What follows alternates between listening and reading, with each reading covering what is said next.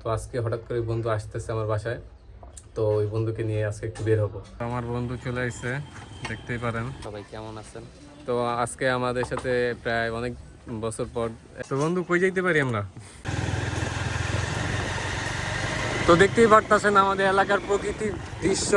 এই রহস্যটা আমার বন্ধু মারুফ আমাদের কাছে সুন্দরভাবে বলবে। এটা আসসালামু আলাইকুম গাইস, কি অবস্থা সবাই কেমন আছেন? আশা করছি সবাই ভালো আছেন। আলহামদুলিল্লাহ, আমি আপনাদের দয়ায় ভালো আছি। আজকে নতুন একটি ভিডিও নিয়ে আপনাদের সামনে হাজির হলাম। আজকের ভিডিওতে আমার একটা পুরান বন্ধু, ছোটকালের বন্ধু বলতে পারেন। এই একসাথে বড় হয়েছি, অনেক ছোটবেলায় প্রচুর স্মৃতি আছে। তো ওই বন্ধুর সাথে ইদানিং এখন আর ওরকম দেখা হচ্ছে না।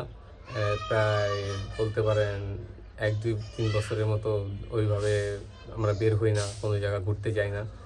হালকা পাতলা দেখা হয়, কিন্তু ওইভাবে দেখা হয় না, ওইভাবে বের হওয়া হয় না, একসাথে আগের মতো আড্ডা দেওয়া হয় না। তো আজকে হঠাৎ করে বন্ধু আসতেছে আমার বাসায়। তো ওই বন্ধুকে নিয়ে আজকে একটু বের হবো। তো দেখতেই থাকেন, আর আপনাদের সাথে পরিচয় করাই দিব আমার বন্ধুকে। তো আমার বন্ধু চলে আসছে, দেখতেই পারেন। কি খবর? কি অবস্থা বন্ধু? তো এই যে আমার বন্ধু মারুফ। হাই এভরিওয়ান, আসসালামু আলাইকুম। সবাই কেমন আছেন? তো আজকে আমাদের সাথে প্রায় অনেক বছর পর হয়তো দেখা হয় হালকা পাতলা, কিন্তু এরকম ঘোরা হয় না। আজকে একটু ঘুরতে বের হবো, তো দেখতেই থাকেন আপনারা। তো বন্ধু কই যাইতে পারি আমরা? আমাদের যে শৈশবের যেই এলাকাটা পশ্চিমগাঁও, কেওড়ালা, দক্ষিণপাড়া, নগরপাড়া, যেসব এলাকায় আমরা আগে একটা সময় প্রথমে আমরা কি করতাম, সাইকেলটা চলতাম, হ্যাঁ, তারপর অটো দিয়া, তারপর হাইটা, এখন আল্লাহর রহমতে এখন বাইক আছে, চলো বাইকে। তো গাইস, আসলে কথা হচ্ছে যে আমরা শৈশবে যেখানে আড্ডা দিতাম, তো আজকে সেইখানে আমরা যাওয়ার প্ল্যান করছি। তো দেখতেই থাকেন। তো দেখতেই পারতেছেন আমাদের এলাকার প্রকৃতির দৃশ্য, কত মনোরম দৃশ্য আমাদের এলাকার।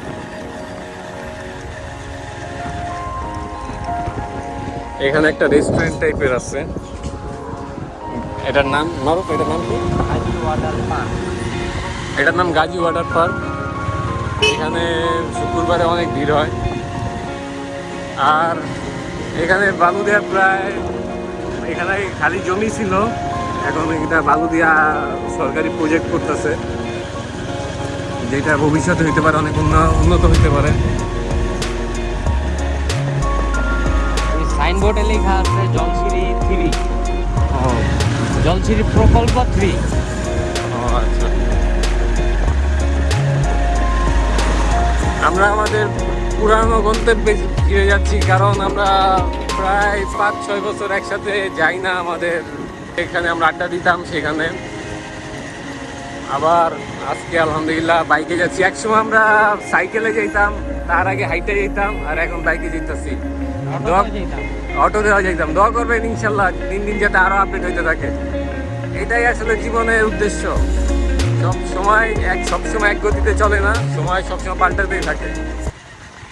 তো ব্লগটা দেখতেই থাকেন। এটা আসলে মূলত ডেইলি ব্লগ হিসাবে দেখতে পারেন, আমরা দৈনন্দিন জীবনে কি করি না করি। এটা আমাদের শীতলক্ষা নদী। বালু নদী, উল্লাপাল্টা কথা। বালু নদী, সরি গাইস, বালু নদী। শীতলক্ষা না কয় এটাতে? এটা বালু নদী, এটা শীতলক্ষা। এই জায়গায় বসে থাকতাম আমার গাইছে এসে। আগে আমরা এখানে বসে থাকতাম, এখন আমরা এখানে বসার জায়গা নাই, কারণ এই পানি আসলে দূরে চলে গেছে, পানি শুকায় গেছে, নদীর পানি। আর গন্ধযুক্ত এরিয়া এটা আসলে গন্ধযুক্ত এরিয়া হয়ে গেছে, আগের মতো আর নাই। আগে এগুলা খুবই পরিষ্কার পরিচ্ছন্ন ছিল, তাই না মারুফ? হ্যাঁ হ্যাঁ, আগে এটা খুবই পরিষ্কার পরিচ্ছন্ন ছিল, এখন এই জায়গা আসলে মানুষ এরকম আসা যাওয়া করে না। আর এটা এখন প্রত্যন্ত এরিয়া হয়ে গেছে। আসলে বিষয়টা হয়েছে কি, যে মানুষের আসা যাওয়া থাকলে মানুষ পরিষ্কার পরিচ্ছন্ন থাকে, প্লাস আসা যাওয়া থাকলে এই জিনিসটা ভালো থাকে। পরিত্যক্ত হয়ে গেলে এটা যতই যত্ন থাকুক আর অযত্ন থাকুক নষ্ট হয়ে যায়। তো বিষয়টা হইলো এটাই, এখন ইয়ং জেনারেশন যারা আছে তারা সবাই আসলে বাসায় থাকে, মোবাইলের উপর ব্যস্ত থাকে, আর আগের মতো ঘুরতেও বের হয় না, মাঠে খেলেও না। এখন সবাই মোবাইল নিয়ে ব্যস্ত থাকে, দেখে না, কেউ প্রকৃতিও দেখে না। তো উচিত সবাই এরকম ঘুরতে বের হইবেন, প্রকৃতি দেখবেন, প্রকৃতির সাথে মিশবেন এবং ন্যাচারাল লাইফটা এনজয় করবেন। তো দেখতে থাকেন গাইস, আমরা এখন আসলাম, এখন আমরা একটু আড্ডা দিব, কথা বলবো। তো গাইস, এই যে আম গাছটা দেখতে পারতেছেন, এই আম গাছের নিচেই আমরা এখানে আড্ডা দিতাম। এখানে একটা প্রত্যন্ত দেখতে পারতেছেন একটা বাড়ি। তো এই বাড়ির রহস্যটা আমার বন্ধু মারুফ আমাদের কাছে সুন্দরভাবে বলবে। এটা বাড়ি না, এটা এক সময় ছিল বৃদ্ধাশ্রম, যেটা তুমি আর আমি মুন্না দেখি নাই এখনো। হুম। মানে এটা বর্তমান পরিত্যক্ত বৃদ্ধাশ্রম, একটা সময় ছিল এটা বৃদ্ধাশ্রম, তৈরি করা হয়েছিল। তারপরে এলাকার গণ্যমান্য ব্যক্তি আছে, আর গ্রাম শহরে বৃদ্ধাশ্রম মানে তো অনেক একটা মনে করো খারাপভাবে নেয় বিষয়টা, যে বাপ মারে একটা বাড়ির নিচ বাড়ি ধুয়া বৃদ্ধাশ্রমে রাইখাস তুই বা দিয়ে আসে। তো এলাকার মুরব্বীরা প্লাস আরো সবাই মিলা জিলা এলাকার সমাজ, তারপরে কি কয় এটারে পঞ্চায়েত কমিটি যারা আছে, তারা সবাই মিলা জিলা এটা অফ করে দিছে। এখন এটার ভিতরে কিছু আজে বাজে ছেলেবেলে আসে, এই যে রটমট জানলা টানলা এইসব ভাঙ্গা টেঙ্গা লয়ে যায়, জানলা টানলা দেখাও ভাঙ্গা টেঙ্গা সব নিয়ে জায়গা এগুলা। মূলত এই বাসাটা এইভাবেই আসলে আস্তে আস্তে নষ্ট হয়ে যায়, পরে বৃদ্ধাশ্রম শেষ হয়ে যায়। এখন এটা পরিত্যক্ত বাড়ি, পরিত্যক্ত বাড়ি। এই জায়গায় হন্টেড একটা প্লেস আছে, হন্টেড প্লেস মানে হন্টেড একটা প্লেস আছে। আমি দেখাই হন্টেড প্লেসটা। এটা একটা সময় একটু ভাল লাগতো, কিন্তু বর্তমানে এটা ভাল লাগে নাই। এটা একটা হন্টেড প্লেস, রাতে আসলে একদম নিশ্চুপ থাকে, বাঁশঝাড় আছে, আরো মনে করেন ভয়ঙ্কর একটা দৃশ্য হয়ে যায়। আসলে মানুষ এখানে খুবই কম চলাফেরা করে, আর এখানে জনবসতি খুবই কম, আর একটু মানুষ কিছু ভয়ভীতি কাজ করে এই এলাকার এইখান দিয়ে, এই জায়গার আশপাশ দিয়া। তো এইখানে মানুষ এই জন্যই খুবই কম যাতায়াত করে। আর আমার বন্ধু তো বললোই যে কিছু হরর টাইপের জিনিস এখানে হয়, তো এই কারণেই এই জায়গাটা পরিত্যক্ত হয়ে আছে। দিনের বেলা আসা যায়, কিন্তু রাত্রেবেলা ভুলেও কেউ সাহস করে আসতে পারে না।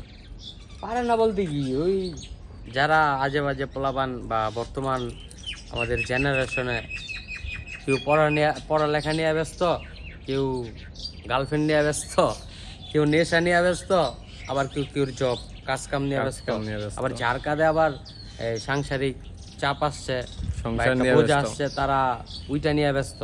যে যার মতো নিয়ে ব্যস্ত। যেমন তুমি আমি একটা জব নিয়ে ব্যস্ত, অনেকেই সন্ধ্যার পরে বা এই টাইমে দেখো অনেকে নেশা করতাস, অনেকে পড়াশোনা করতাস, অনেকে গভর্নমেন্ট জব করতেছে এই টাইমে। আর আমরা আসছি এই টাইমে একটু ঘুরতে, আমাদের ছোটবেলার স্মৃতি চারণ করতে। কিন্তু আমরা যখন আগে আসতাম তখন এইটা এরকম ছিল না, এটা জানলা টানলা ছিল, সব সুন্দর ছিল। আর আমরা আসতাম মূলত বিকাল বেলা আসতাম, আসর নামাজ পড়া বের হইতাম, এই এলাকায় আসতাম, এখানে আড্ডা দিতাম। এখানে আমাদের কিছু বন্ধু বান্ধব ছিল। আমার একটা বন্ধুর কথা নাম মনে আসতেছে, অপূর্ব, ও আছে এখানে, ওর বাসা এদিকেই। তো আমরা একসাথে আড্ডা দিতাম, খেলাধুলা করতাম, পরে আবার বাসা চলে যেতাম। যেতে যেতে আমাদের সন্ধ্যা হয়ে যেত। সাইকেল দিয়ে যেতাম, বেশিক্ষণ লাগতো না। আমরা তখন বেশিরভাগ সাইকেল দিয়ে আসতাম। তো এই আমাদের পরিস্থিতি, আমরা দুজন বন্ধু একটু নিজেরাদের মধ্যে কথাবার্তা বলি এবং আপনাদের সাথে পরে দেখা হচ্ছে। তো এখন আমরা ঐতিহ্যবাহী মিনার মসজিদের সামনে আছি, পশ্চিমগার ঐতিহ্যবাহী মিনার মসজিদ। তো আমরা আসলে মিনার মসজিদের ব্যাপারে তো এই এলাকার আশপাশের এলাকায় সবাই জানে, পশ্চিমগার ঐতিহ্যবাহী মিনার মসজিদ। এখন আমরা মিনার মসজিদের সামনে আসলাম। এখন আমরা আড্ডা দিচ্ছি অনেকক্ষণ, বাসার দিকে রওনা হয়েছি। তো রাস্তায় চিন্তা করলাম যে মিনার মসজিদটা আপনাদেরকে দেখাই। এই মিনার মসজিদটা ওই কালের, যেই কালে সচরাচর মানে যেমন আশেপাশে তখন ছিল কি, যেমন আমাদের মালা মার্কেট ছিল গম্বুজলা মসজিদটা ছিল গম্বুজলা, বাট মিনার ছিল না। মিনার ছিল সম্ভবত ছোট একটা মিনার ছিল, কিন্তু এখন যে প্রত্যেক এলাকায়, যেমন আমাদের ডেমরাতে কামারগোপ একটা মসজিদ আছে, ঠিক আছে, ওটাও আমাদের সমাজের মসজিদ, অনেক বড় মসজিদ মাশাআল্লাহ। তো ওইটার মধ্যেও এখন মিনার আছে। খলাপাড়া একটা মাদ্রাসা আছে আমাদের, মসজিদ, ওইটাতে মাদ্রাসা প্লাস ওইটা তো মিনার আছে, কিন্তু তখন ছিল না। এটাই ছিল মিনার মসজিদ। তখন একটাই, এই অত্র এলাকায় ওইটা একটা মিনার মসজিদ ছিল। তখন এই পশ্চিমগাঁও মিনার মসজিদ এইটাই ছিল। তো আপনাদেরকে দেখাইলাম এই ঐতিহ্যবাহী মিনার মসজিদ। তো ভিডিওটা কেমন লাগলো অবশ্যই জানাবেন। সবাই ভালো থাকবেন, সুস্থ থাকবেন এবং আমাদের সাথেই থাকবেন, এবং লাইক, কমেন্ট অ্যান্ড সাবস্ক্রাইব করতে ভুলবেন না। আমার বন্ধু মুন্না, আমার অনেক কাছের বন্ধু, আমরা শৈশবে একসাথে ছিলাম ছোটবেলায়। আমার বন্ধু ব্লগিং স্টার্ট করছে, আপনারা সবাই ওকে লাইক, কমেন্ট, শেয়ার করে পাশে থাকবেন। ঠিক আছে, অনেক শুভাকাঙ্ক্ষী আছেন, অনেকে অনেক ভালো বুদ্ধি দিতেছেন ওরে আপাতত, আর অনেক অনেক কথা বলতেছেন একটু ডেভেলপ হওয়ার জন্য। আপনাদের কাছ থেকে আমরা সবসময় এই ভালোবাসাটি চাই, ঠিক আছে? তো সবাই ভালো থাকবেন, আসসালামু আলাইকুম। النور بيض جوانحي فوق السحاب